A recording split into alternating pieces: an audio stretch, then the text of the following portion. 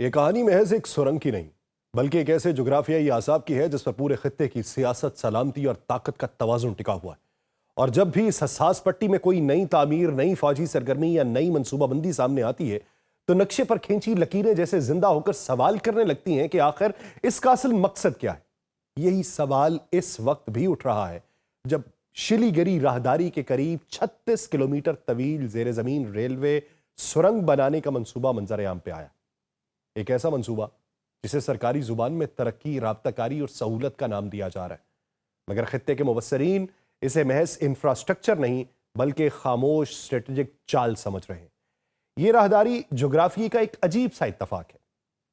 محض 20 کلومیٹر چوڑی یہ پٹی دراصل پورے بھارت کو اس کے شمال مشرقی حصوں سے جوڑتی ہے، اور اس کے ارد گرد بنگلہ دیش، چین، نیپال، بھوٹان اور میانمار موجود ہے۔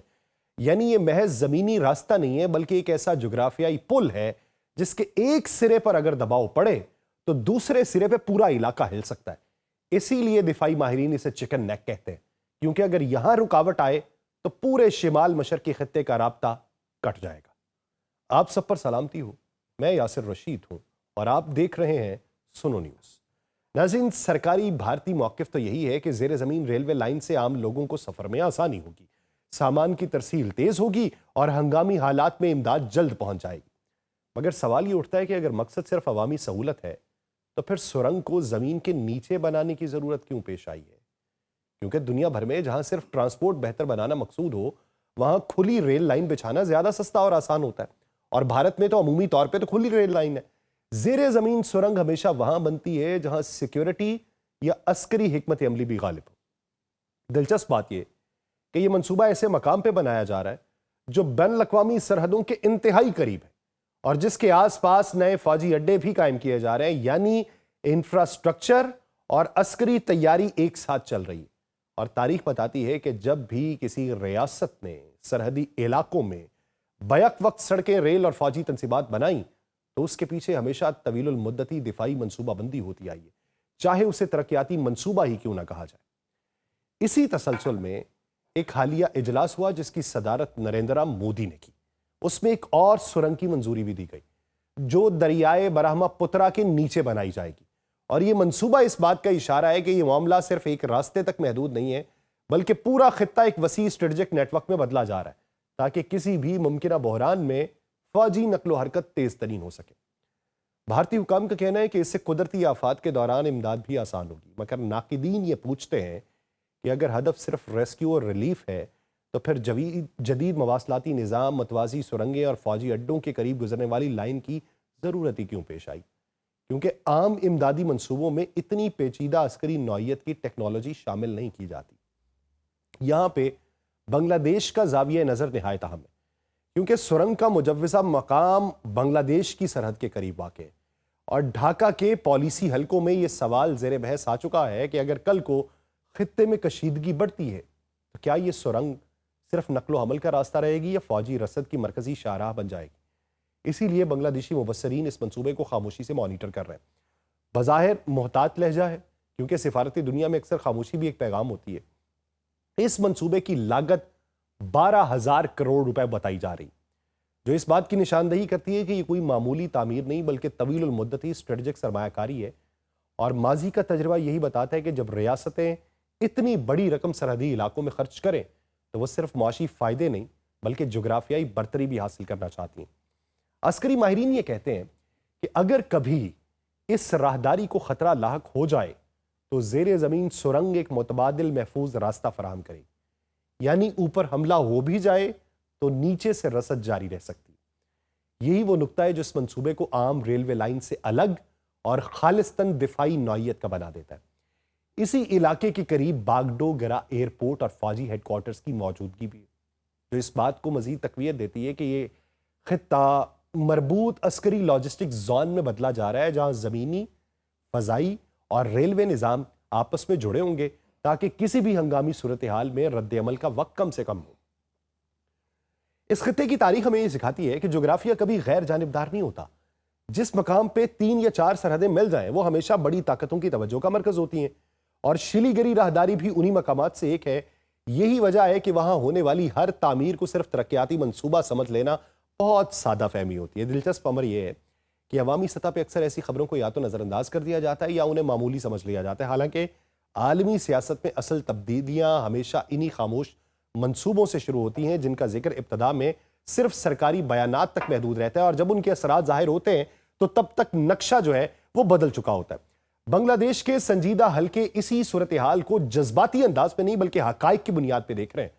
کیونکہ سفارتی اصول یہی کہتے ہیں کہ کسی بھی ہمسایہ ملک کے انفراسٹرکچر منصوبے کو فوری خطرہ قرار دینا دانش مندی نہیں ہوتی، لیکن اس پہ نظر رکھنا لازمی ہوتا ہے۔ اسی لیے ڈھاکہ کے تجزیہ کار اسے ایک ممکنہ اسٹریٹجک پیش رفت کے طور پہ دیکھ رہے ہیں، نہ کہ صرف ریلوے لائن کے طور پہ۔ اصل سوال یہی ہے کہ کیا یہ منصوبہ واقعی صرف رابطہ بہتر بنانے کے لیے ہے یا ایک بڑے دفاعی جال کا حصہ ہے جو آنے والے برسوں میں پورے خطے کی طاقت کی بساط بدلے گا؟ کیونکہ اگر تاریخ کا مطالعہ کیا جائے تو دنیا کی اکثر بڑی جنگوں سے پہلے سڑکیں، پل، سرنگیں اور ریلوے لائن ہی بنائی گئی تھی، اور تب بھی انہیں ترقیاتی منصوبہ ہی کہا گیا تھا۔ اب منظر کا وہ رخ بھی ہے جسے عام بیانات میں کم اور دفاعی حلقوں میں زیادہ زیر بحث رکھا جاتا ہے، کہ کیونکہ جب کپنجل کشور شرما جو ان کے ترجمان بھی ہیں وہ اس منصوبے کی وضاحت کرتے ہوئے فوجی نقل و حرکت کا ذکر بار بار دہرا رہے تھے تو اس میں حکمت عملی جھلکی۔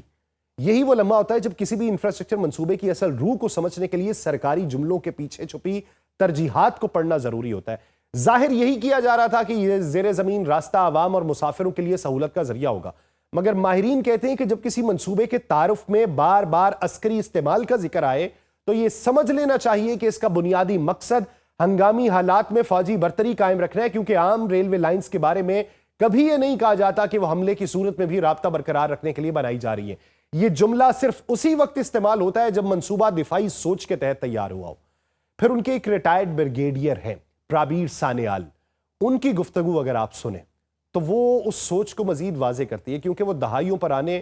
فوجی منصوبوں کا حوالہ دیتے ہوئے بتاتے ہیں کہ اس راہداری کے دفاع پہ ماضی میں بھی خصوصی حکمت عملی تیار کی جاتی رہی ہے، یعنی یہ حساسیت کوئی نئی بات نہیں ہے، بلکہ برسوں سے فوجی منصوبہ سازوں کے ذہن میں موجود ایک مستقل خدشہ ہے کہ جو اب سرنگ بنائی جا رہی ہے وہ دراصل اسی پرانے خوف کو جدید جواب معلوم ہوتی ہے۔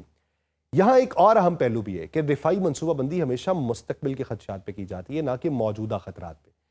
اس لیے جب ان کے ریٹائرڈ بریگیڈیئر یہ کہتے ہیں کہ منصوبہ 20 سال پہلے بن جانا چاہیے تھا، تو دراصل وہ اشارہ دے رہے ہیں کہ ریاستی ادارے طویل المدتی عسکری منظرنامے کو سامنے رکھ کے کام کر رہے ہیں۔ یہ نہیں منصوبہ آج کے لیے نہیں ہے بلکہ آنے والے ممکنہ بحرانوں کے لیے تیار کیا جا رہا ہے۔ اسٹریٹجک تجزیہ کاروں کی رائے یہ ہے کہ جب وہ یہ کہتے ہیں کہ اب سرنگوں کی تعمیر میں اس امکان کو شامل کیا جا رہا ہے کہ ہنگامی صورت میں فوجی دستے 30 دن تک اندر رہ سکیں اس کے، تو یہ بیان بظاہر تکنیکی لگتا ہے، مگر دراصل یہ اس منصوبے کی دفاعی ڈیزائن کی سب سے واضح علامت ہے، کیونکہ ایسی سہولتیں صرف جنگی یا محاصرے کے خدشے کے تحت نہیں ہوتی، یہ عام شہری منصوبوں میں بھی نہیں ہوتی، یہ گہرائی کے اندر ہوتی ہیں۔ تو معلوم ہمیں یہ پڑتا ہے کہ اس راہداری کے اندر پہلے ہی مواصلاتی کیبلز، توانائی لائنز، ایندھن کی پائپ لائنز گزریں گی، یعنی یہ ایک ایسا نازک اعصابی نظام ہوگا جس پر پورے خطے کی معیشت اور عسکری رسد کا انحصار ہو جائے گا، اور یہی وجہ ہے کہ زمین کے اوپر نئی تعمیر کو خطرہ سمجھا جاتا ہے جبکہ زمین کے نیچے راستہ بنانا محفوظ حکمت عملی تصور کی جاتی ہے۔ ایک اور بڑا منصوبہ اسی تسلسل میں سامنے آتا ہے جس کے تحت ایک ایسی سرنگ بنائی جا رہی ہے جو بیک وقت ٹرین اور گاڑیوں دونوں کے لیے ہوگی، اور جو تیز پور اور اٹا نگر کے درمیان جو رابطہ ہے اس کو مضبوط کرے گی۔ یہ وہ نقطہ ہے جہاں ماہرین کی دلچسپی بڑھتی ہے، کیونکہ تیز پور کا علاقہ دفاعی لحاظ سے پہلے ہی نہایت حساس سمجھا جاتا ہے۔ وہاں موجود فضائی تنصیبات اس کی اہمیت کو کئی گنا بڑھا دیتی ہیں۔ اس منصوبے کی ساخت بھی غیر معمولی ہے، کیونکہ 2 متوازی سرنگیں بنائی جانی ہیں، ایک ریلوے کے لیے، دوسری سڑک ٹریفک کے لیے، اور دنیا میں اس نوعیت کی مثالیں انتہائی کم ہیں، جس کا مطلب یہ ہے کہ یہ صرف ٹرانسپورٹ کا منصوبہ نہیں، ایک مربوط لاجسٹک کوریڈور ہے جو بیک وقت کئی لیئرز پر نقل و حرکت کو یقینی بنائے گا، اور یہ اسے عام انفراسٹرکچر منصوبوں سے الگ رکھے گا۔ ماہرین کے مطابق ایسی تعمیرات کا اصل مقصد یہ ہوتا ہے کہ اگر زمین کی سطح پر راستے متاثر ہو جائیں تب بھی رسد اور فوجی نقل و حرکت جاری رہے، یعنی یہ منصوبہ بنیادی طور پہ تعطل سے بچاؤ کی حکمت عملی ہے، اور دفاعی لغت میں تعطل سے بچاؤ ہمیشہ جنگی تیاری کا حصہ سمجھا جاتا ہے۔ اب اس کے اطراف میں جو ممالک ہیں ان کا کیا بنے گا؟ دلچسپ پہلو یہ ہے کہ سرکاری بیانات میں ترقی، معیشت اور عوامی سہولت کا ذکر نمایاں رکھا جاتا ہے، جبکہ دفاعی پہلو نسبتاً پس منظر میں بیان کیے جاتے ہیں، حالانکہ اصل وزن انہی پر ہوتا ہے۔ اور یہی وہ نقطہ ہے جسے خطے کے سنجیدہ تجزیہ کار خاموشی سے نوٹ کر رہے ہیں، کیونکہ وہ جانتے ہیں کہ بڑی طاقتیں اپنی اسٹریٹجک منصوبہ بندی کو ہمیشہ ترقیاتی زبان میں پیش کرتی ہیں۔ حقیقت یہ کہ جغرافیائی طور پہ حساس علاقوں میں بننے والی ہر سڑک، ہر پل، ہر سرنگ صرف تعمیر نہیں ہوتی بلکہ طاقت کے توازن میں ایک نئی لکیر ہوتی ہے، اور یہی وجہ ہے کہ اس منصوبے کو محض ریلوے لائن سمجھ لینا حقیقت سے آنکھیں بند کرنے کے مترادف ہوگا۔ یہ پوری صورتحال ایک بڑے اصول کی یاد دلاتی ہے کہ عالمی سیاست میں اصل کہانیاں وہ نہیں ہوتی جو خبروں میں نمایاں ہوں، بلکہ وہ ہوتی ہیں جو تکنیکی منصوبوں کی تفصیلات میں چھپی ہوں، کیونکہ طاقت کا اصل اظہار ہمیشہ نقشوں، راستوں اور سرنگوں کی صورت میں سامنے آتا ہے، اور جو قومیں ان اشاروں کو وقت پہ پڑھ لیتی ہیں وہی آنے والے منظرنامے کو سمجھ پاتی ہیں۔ مجھے دیجیے اجازت، اللہ نگہبان۔